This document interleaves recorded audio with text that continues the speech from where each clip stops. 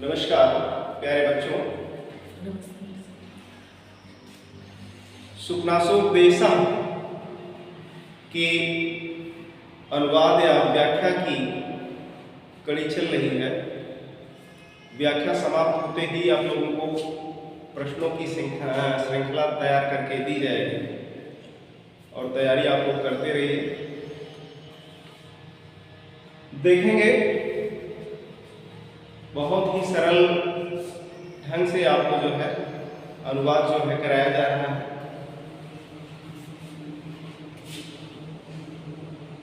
अद्याप्य आरूढ़ मंदर परिवर्ता आवर्त भ्रांति जनित संस्कारेव परिभ्रमत। यानी यहाँ जो प्रकरण है वो लक्ष्मी जी से है। सुखनास चंद्रापीठ को उपदेश में कह रहा है कि अद्याप्य मीन्स आज भी, अद्याप मीन्स आज भी आरूढ़ यानी उत्पन्न, आज भी उत्पन्न हुई है। कौन? लक्ष्मी। कहां से? क्षीर सागर से। ठीक। और उसमें क्षीर सागर से उत्पन्न कैसे हुई? लिखा है मंदर परिवर्ता। मंदर यानी मंदराचल पर्वत। जैसे हम लोग एक मटके में भगोने में लेकर के दही को डाल के ऐसे बेलन करते हैं, उसी तरीके से देवताओं ने और असुरों ने मंदराचल पर्वत को मथा था और उसमें जो रस्सी का काम किया था, शेषनाग जिसे आप जानते हैं सर्प के रूप में, उसको वो था। कहने का मतलब शेषनाग को या सर्प को ऐसे लपेटे तो एक तरफ जो है देवता थे, एक तरफ असुर थे। उसी समुद्र मंथन में लिखा है ना मंदराचल परिवर्ता। मंदराचल पर्वत से परिवर्ता माने मथने से। आवर्त भ्रांति, आवर्त माने जो उत्पन्न हुई थी। भ्रांति कौन सी? जल भंवर, जल भंवर रूपी जो भ्रांति। भंवर देखे हो ना, पानी जहां देखे बहता है फिर ऐसे घूमता है गोला गोला, उसमें आप लोग कुछ तिनका वगैरह डाल दीजिए तो डुबा करके ले जाके आगे नहीं छोड़ता है, उसी को जल भंवर कहते हैं। तो देवताओं और असुरों में जब समुद्र मंथन हुआ था उसमें मंदराचल पर्वत जो था वो मथानी का काम किया था। जैसे लोग क्या करते हैं, दूध या दही को मथते हैं बेलन करके ना, वैसे ही क्षीर सागर को मथा गया था। उसमें से 14 रत्न निकले थे, जिसमें लक्ष्मी भी आई थी, विष भी आया था और अमृत भी आया था। ये प्रमुख रत्नों में थे। तो उसमें जो भ्रांति उत्पन्न हुई, भ्रांति माने भंवर, घूमना, भाई घूमता है ना, तो जनित संस्कार, जनित माने ऐसे संस्कार से ही परिभ्रमति यानी परिभ्रमण करती रहती है।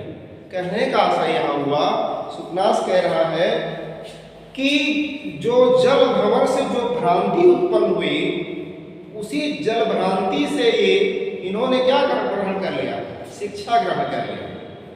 यानी उसी भ्रांति के कारण जो है, उसी संस्कार के कारण ही, उसी शिक्षा के कारण ही आज यह लक्ष्मी परिभ्रमण करती रहती है, स्थिर नहीं रहती है। आज यहाँ है, कल वहाँ है, कल वो धनी बन गया, दूसरे दिन वो निर्धन बन गया, फिर वो धनी बन गया।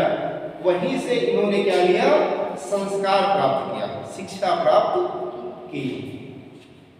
और देखिए अद्याप्य आरूढ़, आज भी आरूढ़ यानी उत्पन्न। कहाँ? मंदर परिवर्ता यानी मंदराचल पर्वत के आवर्त से यानी मथने से जो भ्रांति, जो भंवर उत्पन्न हुई। कैसे? जल भंवर। भ्रांति कहाँ उत्पन्न होती है? जल भंवर। आप देखिए नहरों में जहाँ जहाँ पानी खुलता है देखेंगे हेड, वहाँ पे जल भंवर दिखाई देती है, गोला गोला। ठीक है, जनित संस्कारियों यानी उसी जल भंवर के संस्कार से ही परिभ्रमंती यानी भ्रमण करती है। कौन? लक्ष्मी। ठीक। कमलिनी संचरण यानी कमलिनी क्या है? कमलिनियों के वन में संचरण माने विचरण। संचरण में विचरण करने से, घूमने से, यानी कमलिनी पर निवास होने से चरण व्यतिकर लग्न नलिन यानी इनका जो चरण है, संचरण माने विचरण करना, व्यतिकर ठीक है, कर लग्न नलिन नाल कंटक छदेव न क्वचितभि निर्भरम आबधनादि पदम। देखेंगे यानी कमलिनियों के वन में संचरण करने से जो क्या है, नलिन नाल है, नलिन नाल के में जो कंटक होते हैं, कांटे होते हैं छोटे छोटे से, उनसे छतेव घायल हो जाता है। क्या? पदम, लक्ष्मी का पैर। जैसे हमारे आपके पैरों में कांटा छूट जाए, कुछ लग जाए तो हम लोग क्या होते हैं? स्थिर हो जाते हैं। पैर टूट जाता है तो स्थिर, डॉक्टर कहता है बेड रेस्ट करें, मोच आ गई तब। लेकिन कह रहे हैं कि कमलिनी के वन में विचरण करने से व्यतिकर लग्न यानी ऐसे भ्रमण करने से, घूमने से नलिन नाल कंटक छतिव यानी कमलिनी के नाल का जो कंटक है उससे छत हो जाने से, छतेव यानी घायल हो जाने से, क्वचित अपि कहीं भी, क्वचित अपि यानी कहीं भी निर्भरम आबधनादि पदम। निर्भरम यानी अपने पदम माने पैर को, निर कह रहे हैं निर्भरम यानी बाधा से युक्त यानी अस्थायी रूप से कहीं रखती नहीं, यानी अस्थिर रखती है। भले ही इनका पैर जो है कमलिनी के नाल के कांटों से क्षत हो जाता है, घायल हो जाता है, इतना होने के बाद भी यह अपने पैर को कहीं स्थिर नहीं रखती है, हमेशा चलती रहती है। कहने का अभिप्राय यह है। बात समझ आ रही ना? आगे देखेंगे।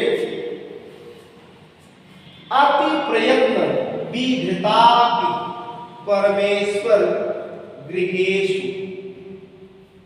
अति माने अत्यधिक, प्रयत्न करने पर, विधितापि यानी अत्यंत स्थिरता करें, प्रयत्न करने के बाद जब उनको कोई क्या करता है, परमेश्वर, परमेश्वर का सा होता है राजा। किससे होता है? राजा से, या धारण करने वाला, यानी अत्यधिक प्रयत्न से धारण करने वाले जो परमेश्वर है या धनिक है, धनिक माने जो धनवान लोग हैं, गृहेषु उनके घरों से निकल जाते हैं। यानी जो परमेश्वर लोग हैं, जो जिनके राजकोष में बहुत खजाने होते हैं, वो बहुत ही सुदृढ़ उनको रखते हैं, उनके बाद भी क्या है वो निकल जाते हैं। जैसे देखिए मनुष्य के ऊपर जब कोई आपदा या विपत्ति आती है तो जो बैंकों में कैश जमा होता है, सोना चांदी भी लोग जमा करते हैं, कोई विकट संपत्ति आपदा आ जाती है, क्या करते हैं? वहां से निकलवा के बेच के फिर अपना क्या करते हैं? इलाज करवाते हैं और काम में लगाते हैं। तो वही कवि कह रहा है कि अत्यंत प्रयत्न करने के बाद भी परमेश्वर गृहेषु यानी राजाओं के और धनिकों के घरों से भी क्या है निकल जाती हैं। कैसे निकल जाती हैं? विविध गंध गज गंधम धूपाम तेव, क्या दिया गया है?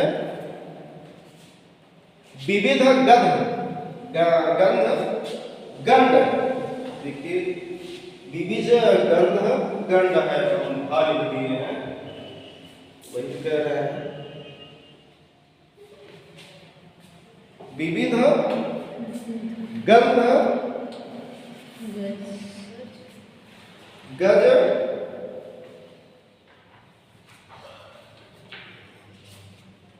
गंड मधुपान मद्देव परिस्थल। कह रहे हैं जिस तरह से विविध प्रकार से जो गंध होती है, किसमें? गज गंध, गज माने हाथी और गंध माने उसके गंड स्थल में, यानी हाथियों के गंड स्थल में जो क्या होता है? मदजल होता है।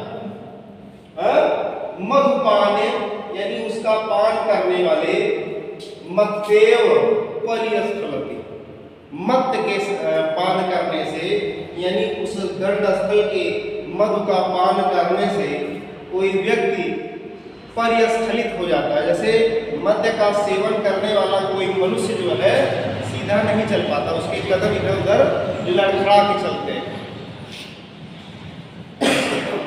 उसी प्रकार से ऐसा लगता है कि यह जो लक्ष्मी है वह विविध गंध, यानी राजाओं के, भाई हाथी घोड़े कहाँ होते थे? राजाओं के घर में, राजाओं के यहाँ, तो उनके यहाँ क्या होता था?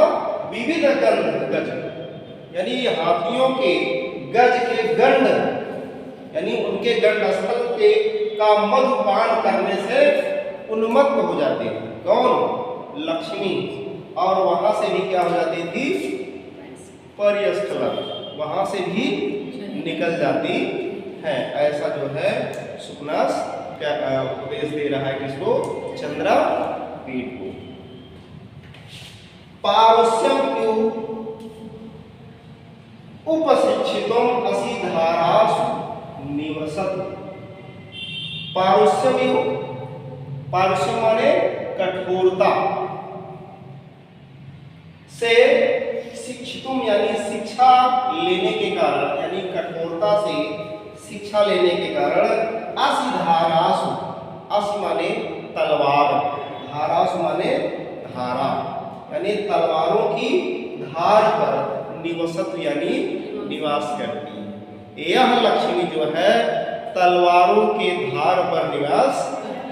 अब तलवारों की धार मान लीजिए है जिसपे थोड़ी निवास कर रही है। कहने का मतलब एक राजा दूसरे राजा को क्या करता था?